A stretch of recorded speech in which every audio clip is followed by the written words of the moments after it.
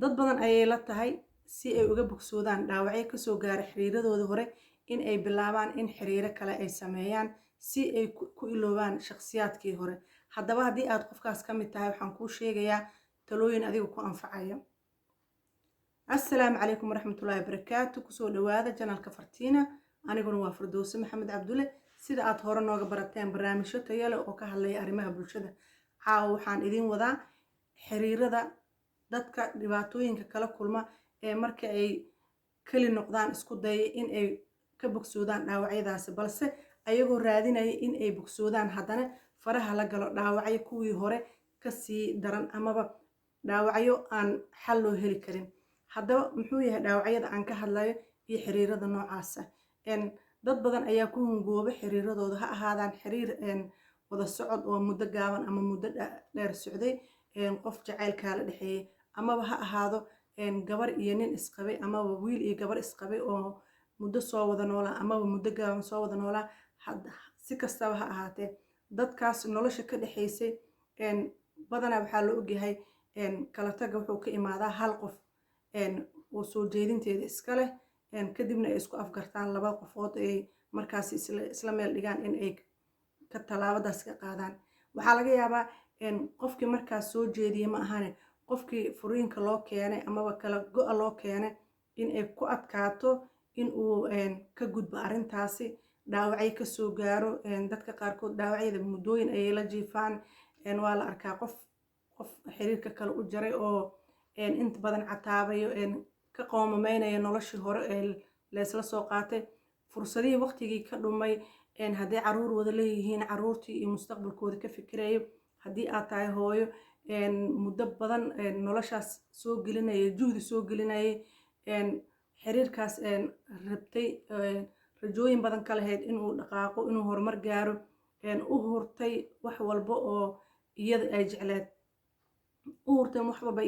markaan leeyahay waxaa laga yaabaa in adigoo gabar yar ah aad isbarateen, wiil aad xiriir wada yeelateen, isguursateen, aad waxbarashadii ka hartay, asagii waxbarashadiisa ama sii watay ama shaqo himilo shaqo galay, adiga fursado shaqo aad heli lahayd aad iska baabi'isay oo aad istiri bal noloshaan dhiso, nolol kale hadda aad u baahan tahay male, hal qof ayaad nolol wada wadaagtay, noloshaan ayaana tii ku waari lahayd.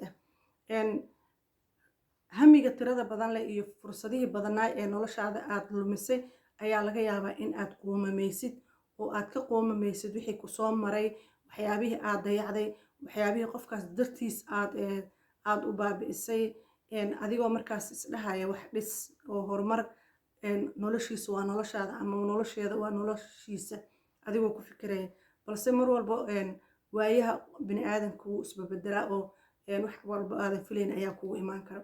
waxaa dhacda in qofka markaasi xiriirka loo jaray uu aad runtii u qoomameeyo, uu la tiiraanyoodo, uu la jiifo, haba usii kala darnaadaan dadku.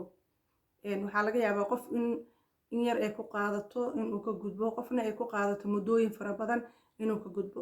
haddaba marxaladda steebkaas qaabka looga gudbi lahaa, waxaan arkay dad fara badan oo ku qaldamaya qaabkay uga gudbi lahaayeen. waxaad arkaysaa gabar dhaawac soo gaaray oo xiriirkeedii dhaawac ka soo gaaray, xanuun fara badan dareemayso, haddana ku fikirayso xanuunkan ku baabi'i qof kaleetood, isku hilmaamsi hebel, ku hilmaam hebel.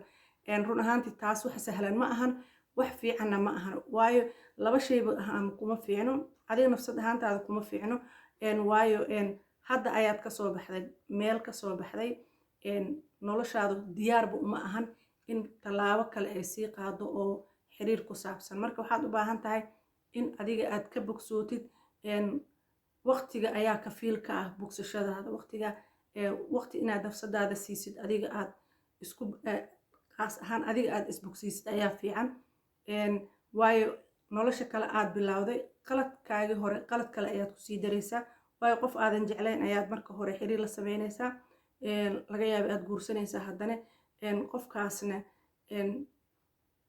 kama filaysid qof aadan ku jeclayn inaad nolol fiican aad isla wadaagtaan.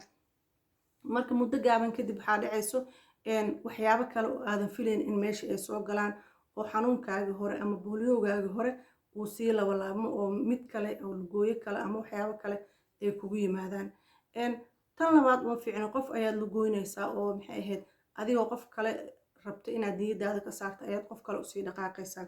sheekada iigu yaabka badneed ayaa waxay tahay qiso yar oo aan la kulmay gabar adiga gabdhahan dhowr iyo 20 sano jira ayaan la kulmay oo la cabanayso dhibaato soo gaartay. waxay tiri wax kasta oo nolosheeda ku saabsanaa ayaan u huray. waxaan dhiganayay college-kii aan joojiyey. asaga iskoolkiisu dhamaystay, waan isguursanay, 2 caruur miyam aqaan xasaasay isku dhaleen.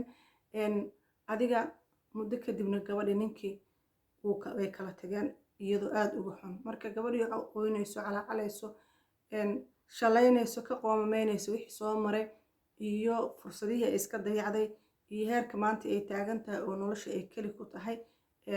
taladii aan sii waxay ahayd kaligaa ma tihid, waqtina kaama tegin. waayo 27-28 inkastoo aad jirtid fursadaada noloshaada dib ayaad u dhisi kartaa. waxbarasho haddii aad u baahan tahay dib ayaad wax u baran kartaa. alxamdulilah caruur ayaad haysataa, caruurtaada korsanaysaa. waad shaqaysan kartaa oo shaqaad abuuran kartaa, xirfada aad ku shaqaysanaad baranaysaa. marka ha u jixin dhulkana ha isku dhigin qof macnaha wax taga tiigsi ma leh. qof kaa tegay khalaas rajo ma leh. ha u qoomameynin, naftaada ha u baabi'in. muddo gaaban kadib waxaan arkay gabadhii oo diyaar u ah oo haddana dad kala soo weydiisano is dhahayso nin ayaan wada kulanay, wuxuu ii soo jeediyey inaan isguursano. waa nin diin leh oo diinta ku xiran.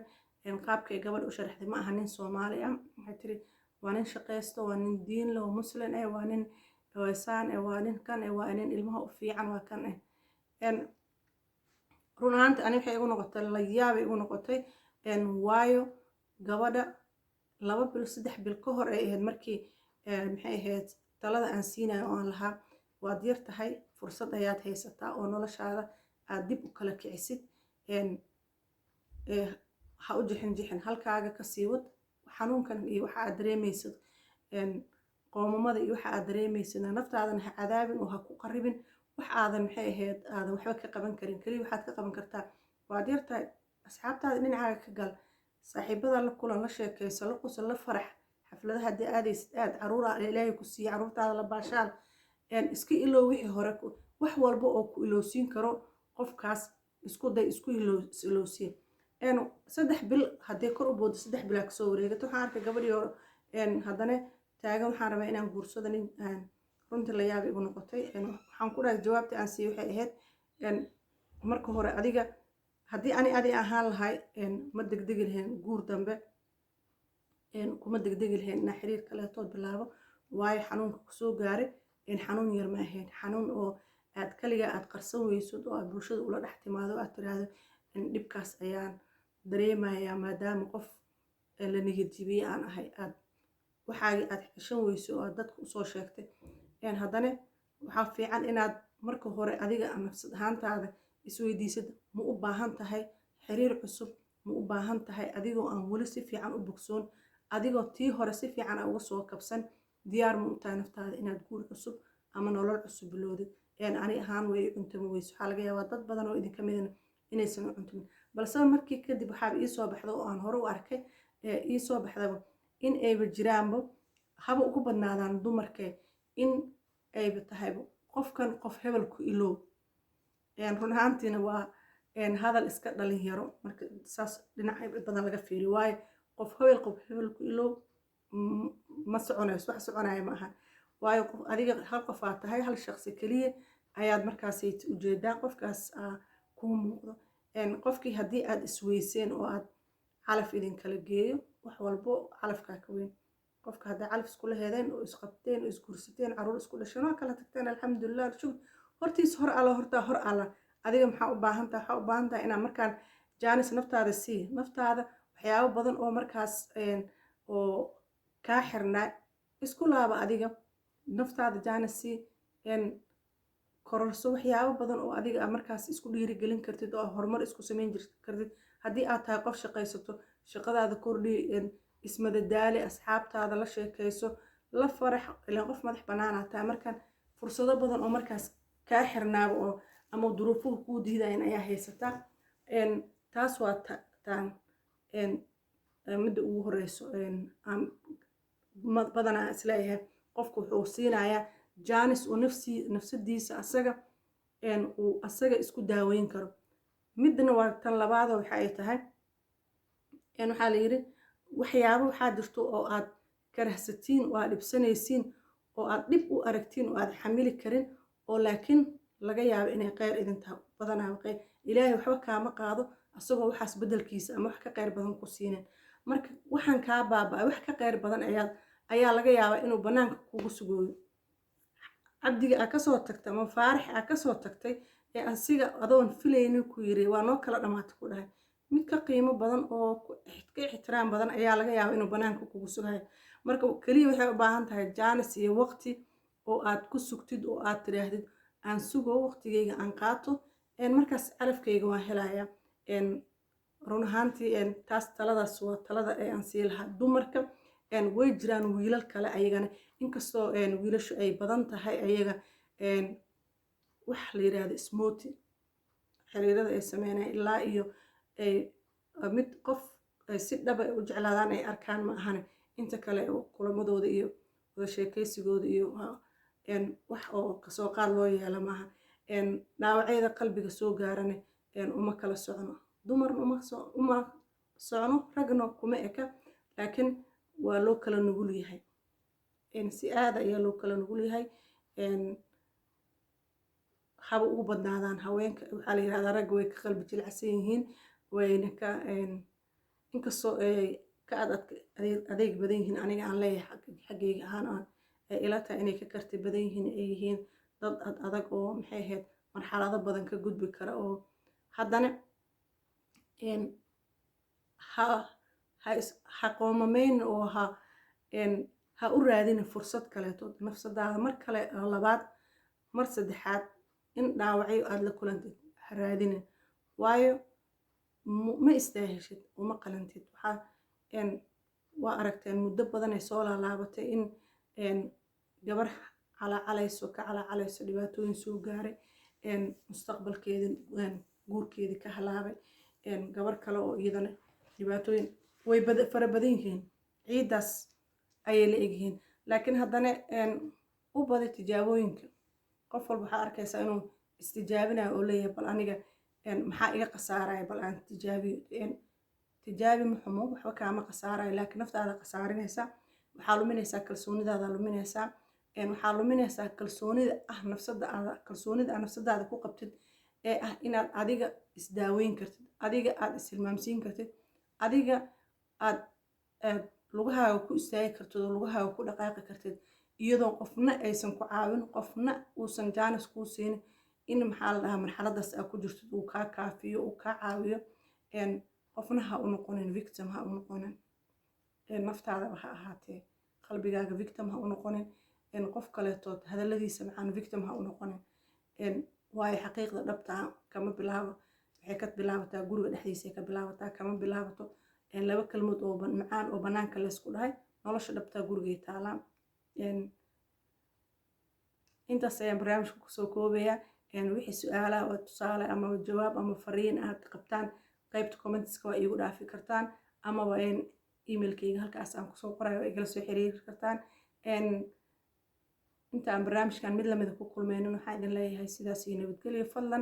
fadlan subscribe barnaamijka si dad badan oo u sii gaaro uu dhiirigeliyo mar walbadan waxaan u taaganahay dhiirigelinta haba ugu badnaadaan dumarka iyo caruurta waayo dumarka aniga ayaaba dumar ah oo magacooda iyo afkooda mar walbaba inaan ugu heliyo jecel caruurtana waaba caruurteyda waayo hooyo ayaan ahay. barnaamijka sii sheer garay subscribe noo saar si annagana ay noo farxad geliso sidaas iyo nabadgelyo.